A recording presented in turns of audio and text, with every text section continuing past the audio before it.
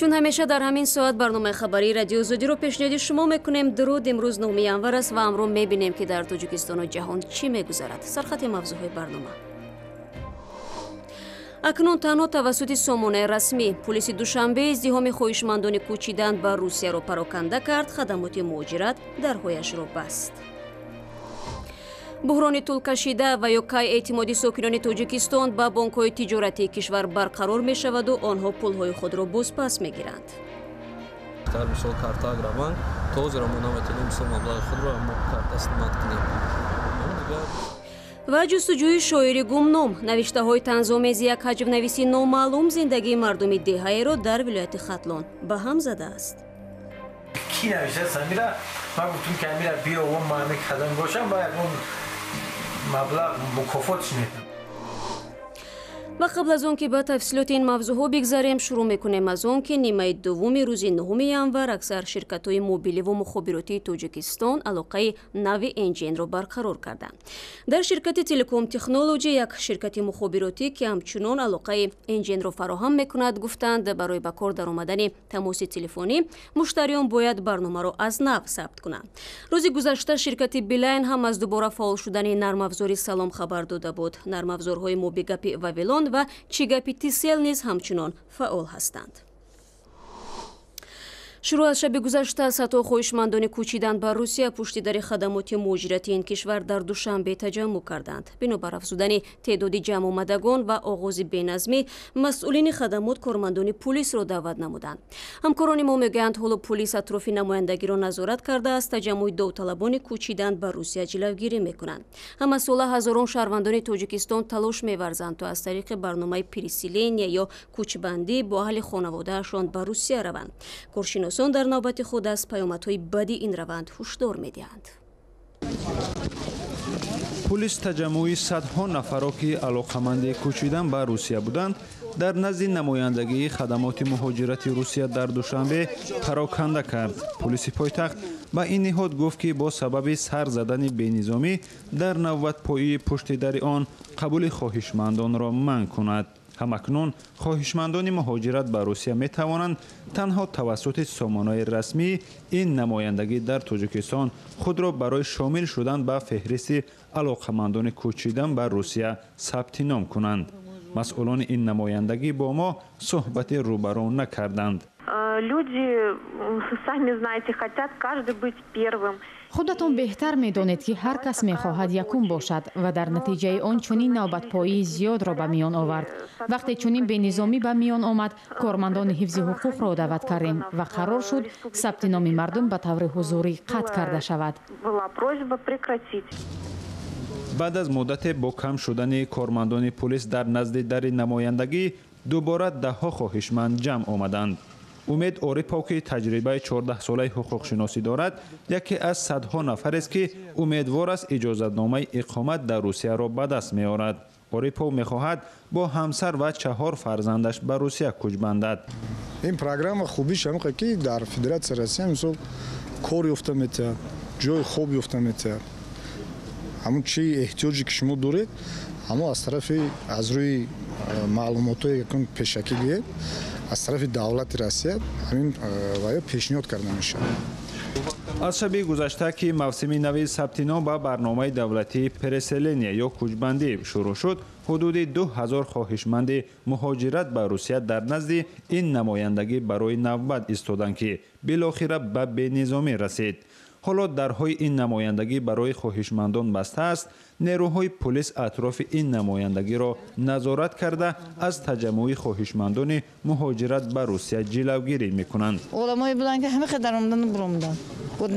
значит اینجا به یگان سوریا رجبова آموزگار زبان روسی در یکی از دانشگاه هاست که می‌خواهد به روسیه کوچ بندد. میگوید همه خانواده‌اش در روسیه کار و زندگی دارند و در وطن خودش تنها مانده است. من همچون اختصاص خودم رفتنی. نه فرزندم یک فرزندم اونجا میخونه روسیه با.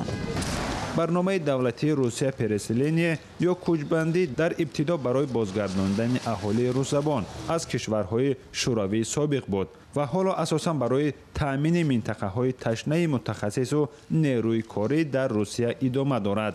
شادمان یتیم، اسکندر فیروز، آزادی دوشنبه. رو می‌آوریم به موضوع‌های دیگر. در بانک تجارتی اسخات جای وضع‌کنی کادری ادامه دارد. مسئولان بانک میگویند تغییرات با خواست شورای نوزیران این نهاد مالی صورت میگیرد. بانک اسخات در سراسر شهر و ناحیه‌های تاجیکستان بیش از 300 نمایندگی و مرکزهای خدمت‌رسانی دارد و از بانک‌های کم شماری است که از 2 سال بحرانی به آسیب و با فایده بیرون آمد. با گفته مسئولان بانک، تأسیس شعبه اداره خفا در سال‌های 2000 این بانک را از بحران امین داشت. به فرق از دو بانک بزرگ تجارتی دیگر، تاجیک صادرات بانک و اگرو اینوست بانک، تا هنوز با مشکلات پرداخت پذیری روبرو می باشند. ساکنان تاجیکستان از گذاشتن پسنداز در بانک‌های تجارتی خودداری می‌کنند و مبلغ‌هایشان را در خانه نگاه می‌دارند. با باور آنها هر قدر حجم پسنداز زیاد باشد، گرفتن مفاد و برگردانیدن مبلغ از بانک‌ها مشکل‌تر می‌شود. دو بانک بزرگ تجارتی، اگرو اینوست بانک و تاجیک صادرات بانک، برای مشتریان در یک روز توان دادن حدود $50 را دارند. اما برای این پرداخت‌ها هم بانک‌ها ناچارند دارایی‌هایشان را بفروشند و شماره کارمندانشان را اختصار کنند. مثال اگربانک ما داشتیم پیشتر، مثال کارت اگربانک توزیع را نمیتونیم مثال مبلغ خود را کارت استفاده کنیم. اما دیگه مثال آینده دانش مثال فعالیت ندارد، مثال باوری خدمات اونقدر زیاد میشود. آنها دائم پول نقد نداشتند و من به دیگر بانک گذاشتم. اگر وضع اگرو اینوست بانک بهتر شود، من از خدمت‌رسانی‌اش استفاده خواهم کرد. با توجه به وضع فعلی بانک‌ها، من برای گذاشتن پول‌هایم در بانک توکل نمی‌کنم.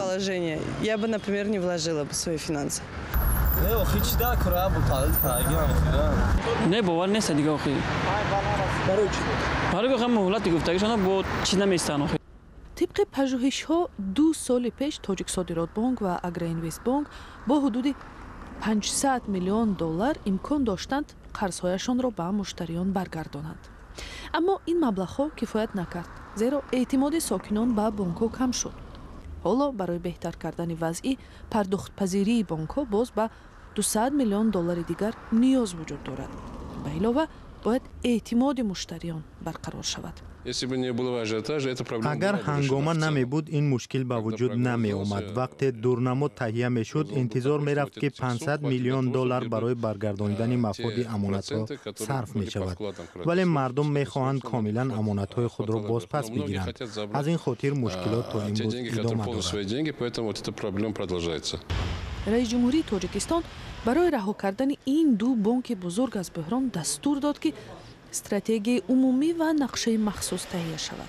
طور معلوم برای بانک‌های نو سرمایه آیین‌ناموی از 80 میلیون سومانی به 50 میلیون سومانی پایین آورده شد. همچنین حکومت حق دارد به فعالیت بانک‌های خصوصی دخالت کند. بانک ملی تاجیکستان استراتژی پولی و قرضی را تا سال 2020 تهیه کرد که در آن اقدام‌های حکومت و بانک ملی برای سالمگردانی بانک‌ها درج شده است. یکی از بندهای مهم آن دخالت سریع به فعالیت بانک‌هاست تا از تاثیر عامل‌های منفی به این بخش جلوگیری شود. همچنین یک هدف برای ماندن نظام استوار بانکی است. تحلیلگران میگویند بحران بانک‌ها تا چند سال دیگر ادامه خواهد کرد و امسال نیز بهبودی را در این بخش نباید منتظر شد. برنامه خبری رادیو زادی را ادامه میدیم. در یک دهه ولایت ختلان ساکنان حجم نگاری گمنامی را جستجو دارند و حتی برای پیدا کردن او جایزه اعلان نمودند. مردم ده میگویند چند استانس‌های انشایی برای آنها نامعلوم زندگیشان را به اصطلاح شور کرده است. هرچند اقرار میشوند که نوشته‌های حجم نگار از حقیقت دور نیست. گزارش محمود جان رحمت‌زاده را در تقدیم مومن احمدی تماشا میکنیم. 5 ماه باز نشر قطعه‌های نظمی یک هجونگار قریب 60 ساکنی دهه خواجه غلطان را ناراحت کرده است و آنها می‌خواهند مؤلف را پیدا نمایند. این شاعر قطعه‌های خود را در گروه‌های معمولی شبکه‌های اجتماعی نشر می‌کند که به قول ساکنان زندگی آنها را نوگی زبان کرده است. فقط همین خواجه غلطان هم درون هم در تو میخواد بعد یکی پاند شدید اومد تو نه بگیم نه خیلی که بگیم اینجا در یک قشلاق پیش مسجد بعد این رفت به شروبود به نوابود. قیام الدین نظام نفر است که برای یافتن شاعر گمنام 500 سامان جایزه اعلان کرده است. تأخیر نداره میشه. حجویه ما عیزیق نیستیم. ما خرسان نیم که ما میخواستیم اما بیاویم که کی نوشته سمیره. ما گفتم که امیره بیاویم ما همه کدام باشم باید اون مبلغ مکافاتش میتونم. با گفته قیام الدین کارمند سابق ملیست در یکی از قطعه های این شاعر او و پدرش توصیف شدند. واکنش پدر و پسر به مندرجه حجویات از هم فرق دارد. نسبت من نوشتگی بود که شیشتنهای نظام ها تمام نظام گردن تاوی های قیام ها ماشین رانی های امام ها میبینی رزق میشم این نظام ها تمام میشین تمام تاوی چلای بعد تمام گفتم که هم خیلی خیلی راست گفته از آخر من اصلا نمیشینم باید که چی میگه یک آدم دیدم مجرف یک آدم گفتم حتی راست گفتن همین استودن نظام فقط میشینه زنکار مردکار میبینی یک کارمندان نگفتیم مخواهم گردن تاوی ما گردن تاوی نبیتم مخواهم میشته ما حتی ایرانی که استخانه علمخان مکانی جمعشوی مردمی ده است. او میداند که چرا میخواهند مؤلف را پیدا کنند. 50 کس نوشته که مثلا 100 کس نوشته است 100 کس نوشته است همین 100 کس لحظه کرده بود یک کیس است خیلی آدمی نوشته یک کم طرف دوستاش بیام درش کی نوشته است.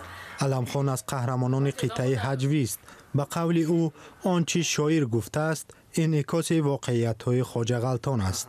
استاد نمره گردی قدم جونکنی اسلام این جونکنش خیلی که سیل اومده بود سیل وای برای راه سیل اگر تا او خونش نزنه کش غیرت کرد که خاص بیارمونه که هم سیل نزنه. مردم میگویند این شاعر از دیان هاست چون که کسی دیگر با این جزئیات حیات خواجه غلطان را نمیداند. آنها به ملیسه و اداره امنیتی ناحیه شمس‌الدین شاهین برای پیدا کردن این حجونگار گمنام مراجعت کردند اما تا حال پاسخ نگرفتند. و در شهر ریاض عربستان سعودی داوران از میان اسب‌های کم نظیر ذات عربی زیباترین را انتخاب کردند. ضمناً در اسب‌پروری موثر اسب‌های عربی برای بهتر کردن صفت دیگر ذات‌ها استفاده می‌شوند و در مزایده‌ها همیشه خریداران خود را پیدا می‌کنند. در گزارش نوبتی به جلوی این جانورین ناتکرار نظر می‌کنه. در پایتخت عربستان سعودی نمایش 3 روزه اسب‌های ذات عربی برگزار شد. در این سبقت حدود 300 اسب شرکت داشت. نیمجزیره عربستان مکان اسب‌های بی‌نظیر است که در جهان معروفند. داور مسابقه نبیله العلی میگوید توجه به این نوع اسب‌ها در خود شاهیگری نیز همیشه زیاد بود و حالا باز بیشتر شده است. با گفته او شمار توی‌ها و بیتل‌های از 1 ساله بالا از افزایش سالانه سرشمار این جانور در عربستان سعودی و هم توجه دولت مردان به پرورش اسب‌ها دلالت می‌دهد. رهبر سیزخانه الخلیدیه مطلق ابن مشریف میگوید شاهیگری در اسب پروری رکورد میگذارد. حالا در کشور 8000 اسب پرور ثبت شده است. هر سال تا 3000 تویچه به دنیا می آید. در گذشته نه چندان دور ایالات متحده آمریکا در جای یکم قرار داشت. حالا عربستان سعودی پیش گذشت. به اندیشه نبیله العلی اسب‌های عربی در جهان نظیر ندارند. آنها صاحب صفت‌های می باشند که در ذات‌های دیگر دیده نمی شوند. از جمله از نظر تاباوری، موشک‌های پرقوت، سینه وسیع و گردن دراز این اسب‌ها به همتا بودند. در سبقت داوران زیبایی اسب‌ها را از روی نو، پای، گردن، طرز حرکت و جلوی پوست بها می‌دهند. مقام اول را در مسابقه بیتل سیاه با نام دلال ام از سیزخانه شاهزاده فهد ابن عبدالله ابن محمد ابن عبدالرحمن السعود صاحب شد. در پی حفریاتی که سال 2011 در جده انجام شد، دلیل‌های ثابت کننده پیدا شد که ساکنان نیم جزیره عربی هنوز 9000 سال پیش به اسب‌پروری مشغول بودند. اگر میخواهید خبرگزاری‌های از این بیشتر را پیدا نمایید پس دعوت میکنیم که به وبسایت ما www.azadi.org بروید. صفحه‌های ما در شبکه‌های اجتماعی فیسبوک ادناکلاستیک و توییتر و اینستاگرام برای شماست. نوارهای ویدیویی در آزادی ویدیو یوتیوب پخش میشود. تشکر برای همراهی. وقت و نگهدار.